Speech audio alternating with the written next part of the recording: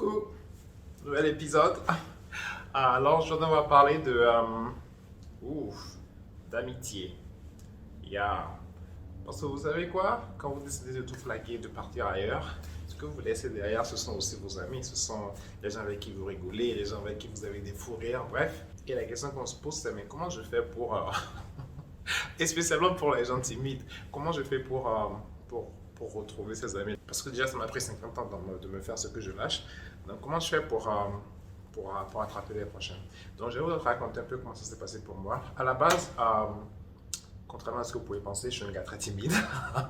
Je suis super timide. Donc, pour moi, aller vers les gens, c'est vraiment difficile. Donc, c'était vraiment un défi d'arriver ici et de m'ouvrir aux gens, d'essayer bref, d'avoir une vie ici comme celle que j'avais à Paris. Donc ouais, je vais raconter tout ça et bien entendu, si vous n'êtes pas abonné, c'est le moment de le faire. C'est le moment de le faire. On se retrouve juste après ceci.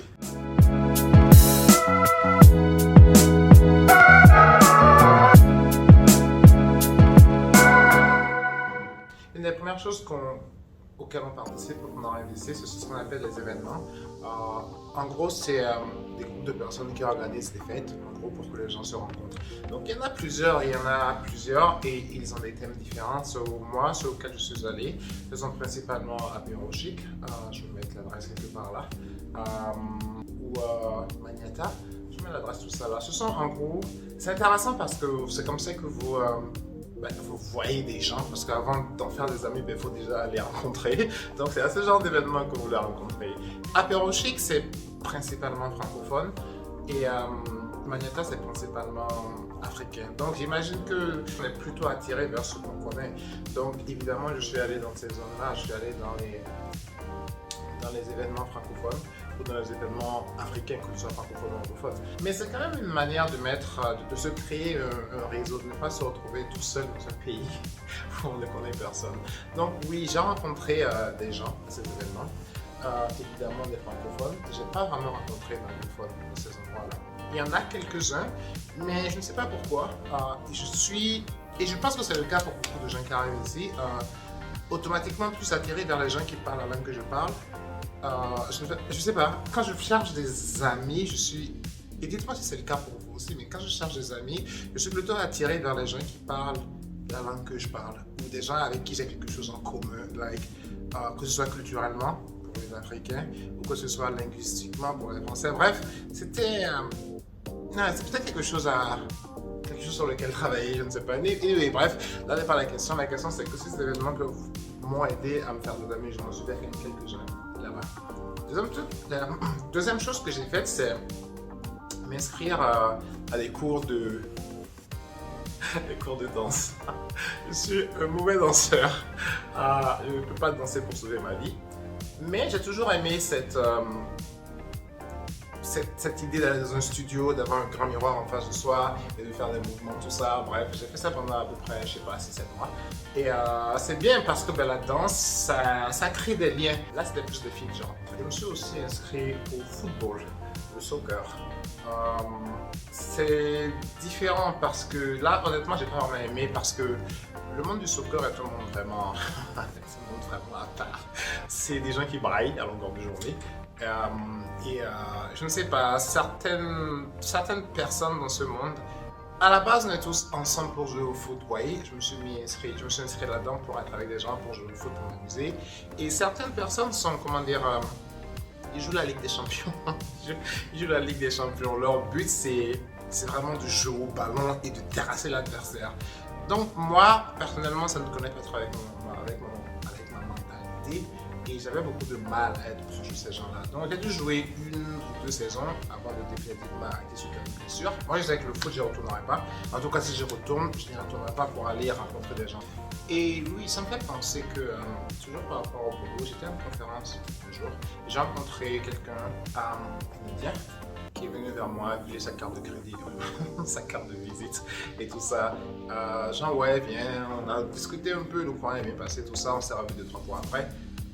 Mais ce que j'ai pas compris et ce que j'ai toujours du mal à m'expliquer, c'est que je n'ai pas pu connecter avec lui de la même manière que j'ai pu connecter avec soit les francophones, soit les africains.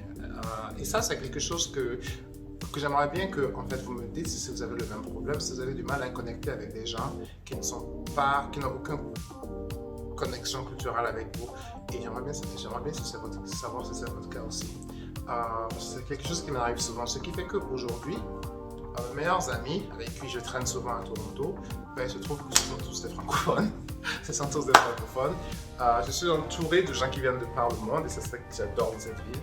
Mais mes meilleurs amis, ceux avec qui je déconne, ceux avec qui je traîne, ben, c'est tous soit ma famille, j'ai quelques familles ici, soit des Français, soit des francophones, soit des Africains. Bref, c'est rarement en dehors de ma connexion culturelle, quoi. Et c'est quelque chose, j'aimerais savoir si pour ceux qui ont voyagé parmi vous, vous ressentez la même chose.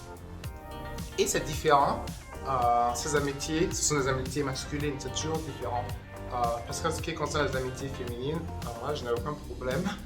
Je n'ai aucun problème à connecter avec n'importe qui est venu n'importe où dans le monde. Du coup, aujourd'hui, effectivement, depuis que j'habite ici, j'ai beaucoup plus d'amis femmes que d'amis mecs. Et donc, mes amis femmes sont de toutes les origines, de toutes différentes origines, de beaucoup de différentes ethnies, contrairement à mes amis mecs. Voilà mon expérience en tant qu'immigrant à Toronto. Et si vous êtes aussi, vous habitez aussi dans un autre pays, j'aimerais bien savoir si vous avez connu cette expérience aussi. Si pour vous, il est effectivement plus facile de connecter avec des gens qui sont culturellement proches de vous, pas forcément de votre couleur, mais qui sont culturellement proches de vous, et si c'est plus difficile de connecter avec des gens qui sont culturellement pas proches de vous. Voilà. Donc, c'était une courte vidéo pour dire un peu comment se faire des amis quand vous êtes un peu timide. Et la dernière chose aussi, vous pouvez aussi bien sûr utiliser les sites de rencontres, parce qu'au-delà de rencontrer des gens pour une relation, on peut aussi rencontrer des gens où il ne se passe rien, mais avec lesquels on s'entend bien parce que on connecte bien sur le plan amical et pas sur les autres plans. Donc c'est aussi une manière que j'ai utilisée pour me faire des amis et pour me faire des gens avec qui traîner. Donc voilà. En gros, dites-moi si vous avez le même problème que moi. Dites-moi si vous pensez un peu ce que vous pensez de cette expérience. Et dites-moi si vous habitez à l'étranger, comment vous êtes fait des amis et comment ça s'est passé pour vous. Voilà, c'est une vidéo très courte. N'oubliez pas de liker, de vous abonner si ce n'est pas le cas. Me laissez les commentaires pour dire comment ça s'est passé pour vous si vous êtes dans le même cas, ce que vous pensez de tout ce que j'ai dit. Et je vous retrouve tous dans la prochaine vidéo.